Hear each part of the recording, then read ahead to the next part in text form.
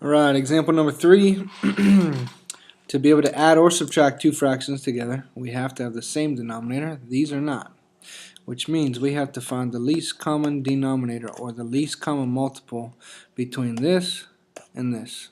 So off to the side, 9x squared and 3x squared plus 3x. Now the process is just like find the least common multiple. It is find the least common multiple. So factor this. Remember, prime factor. So 9 is 3 squared. X squared, well, that's x squared. That's it. Next one. 3x squared plus 3x. We can factor this. GCF. Always think GCF first, which is 3x. 3x times x plus 1. The other part that confuses people is this next part. We want every type of factor in our least common denominator. How many types do you see? I see a 3 squared and I see a 3. That's one type. 3 is the base. Alright, that's one type. X squared and x, that's another type. But it's the same base, so that's, we choose the highest one. And then we got this thing. So, even though this is not common up here, that's okay. We want that. So 3 and 3 squared, remember, choose the highest degree. X and x squared, choose the highest degree. This is by itself, so we choose it. That's another factor. We have to choose it. Alright, LCD is putting all these three things together. 3 squared is 9x squared times x plus 1. Do not multiply this all together. That doesn't help us at all. Okay, we want to look at it like that. Alright, now here's the deal. What did you find? You found the least common denominator. So this is the denominator you have right now. You want 9x squared x plus 1. You want this one. This is what I like to do. I got this. What do I need to get this? Okay? And actually, here's what I also like to do to kind of help me out. 9x squared is 3 squared x squared. 3x squared plus 3x is 3x x plus 1. I like to look at it like this so I know. So I want 9x squared times x plus 1 because that's my least common denominator.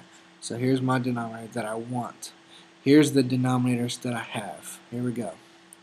So if I have 9x squared and I want 9x squared times x plus 1, what do I need? What don't I have between these two things? I don't have x plus 1 up here. That's what I need. So that's what I'm going to do. I'm going to multiply by x plus 1 on the bottom to give me this, which means I have to multiply by x plus 1 up top. This is the tricky part for people to see.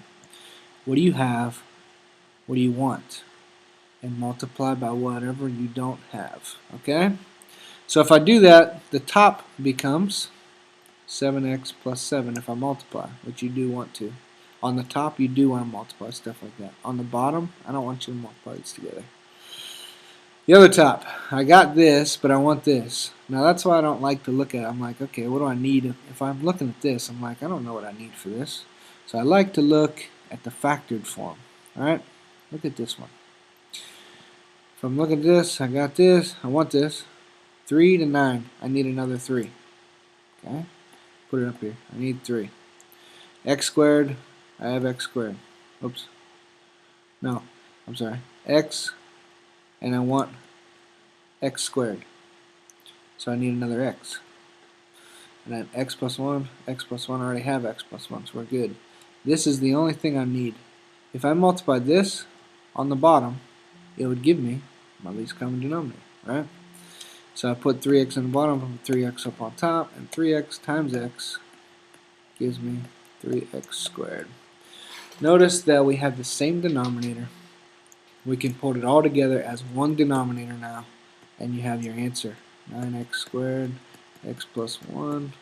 Put the top, this plus this.